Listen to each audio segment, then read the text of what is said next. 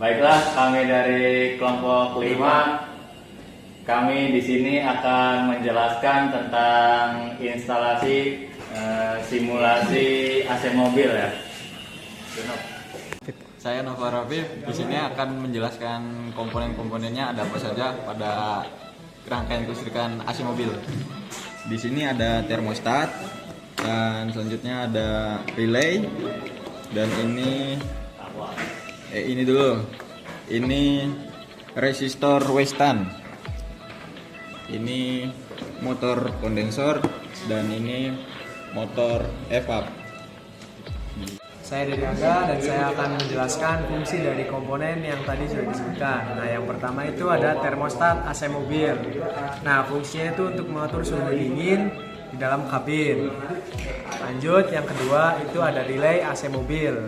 Nah, fungsi utamanya sebagai saklar listrik otomatis yang menghubungkan arus besar kompresor atau fan, tapi dikontrol arus listrik kecil dari switch atau ECU.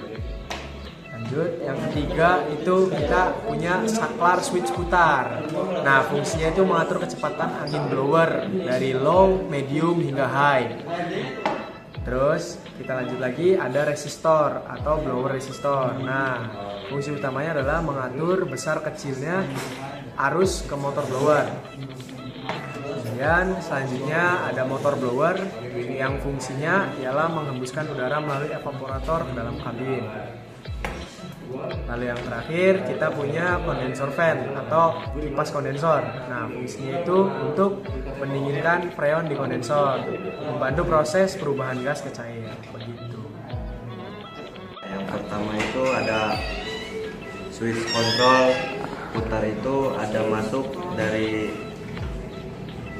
dari aki ke baterai. Nah, baterai itu pakainya ini power supply. Nah, terus ada di sini ada C itu common, itu berarti sama dengan kayak output utamanya.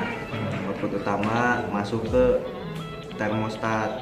Di sini ada huruf C itu common sama dengan kayak output utama masuk ke termostat.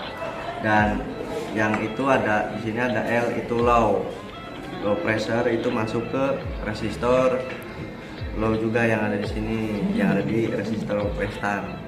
Terus dan ada M masuk juga ke sini, ke M sini, dan hanya juga masuk ke sini. Nah, C yang common itu masuk ke termostat. Nah, keluarannya itu masuk ke relay kode 86. Nah, selanjutnya itu ada di 87, masuk ke kompresor. Dan yang 85 itu negatif, dan yang 30 masuk ke pusat aki. Berarti kita dikabel dengan nyambung sama switch kontrol, nanti digabung dikabel. Terus selanjutnya ada fan kondensor. Nah, fan kondensor itu dia masuk ke 87. Berarti digabung sama 87 kompresor positifnya, dan sisanya itu negatif. Kita gabungkan aja negatifnya dari aki. Semua rangkaian kelistrikan AC mobil itu contohnya seperti ini.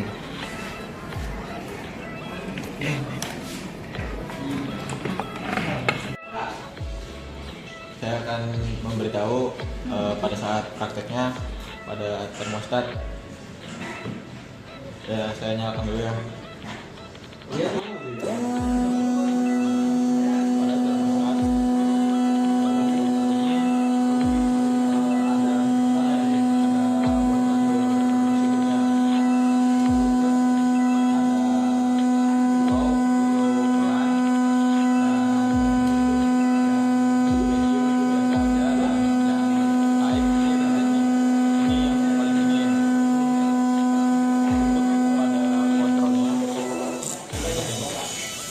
Untuk pada kontrolnya ini untuk blower, jadi ada kontrolnya juga di sini. Ini untuk yang sedang, dan yang ini adalah high. Untuk semakin cepat pada putaran bornya. Rangkaian AC mobil ini, kesimpulan alur kerjanya ya.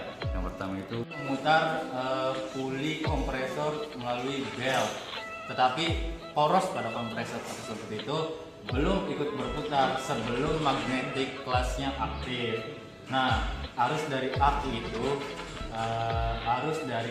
lewat switch clutch aktif, maksudnya clutch aktif itu pada saat arus dari aki lewat switch AC, termostat dan relay, sehingga ketiga tersebut itu akan mengaktifkan clutch magnetiknya ya. Nah, saat magnetic clutch aktif, medan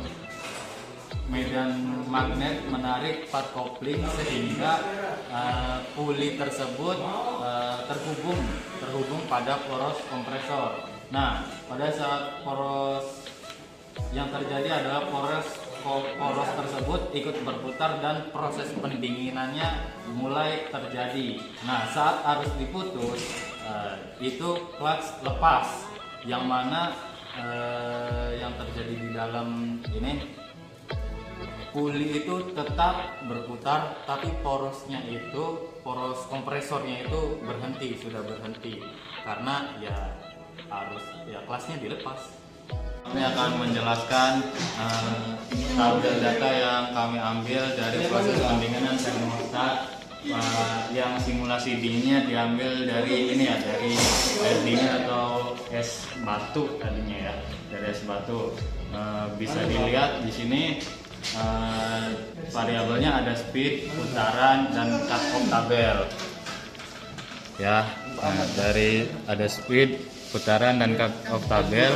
Nah, speed itu kita ambil dari speed switch control, lalu putaran itu ada dari kontrolnya termostat, terus cut off tabel itu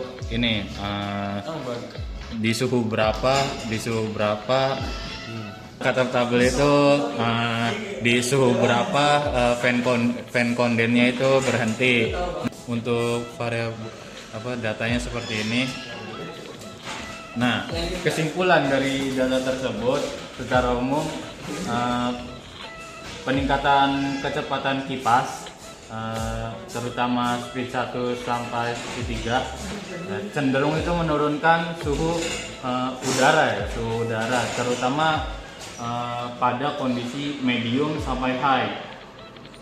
Yang ini menunjukkan bahwa semakin tinggi kecepatan aliran udaranya, itu semakin efektif proses pendinginan yang terjadi.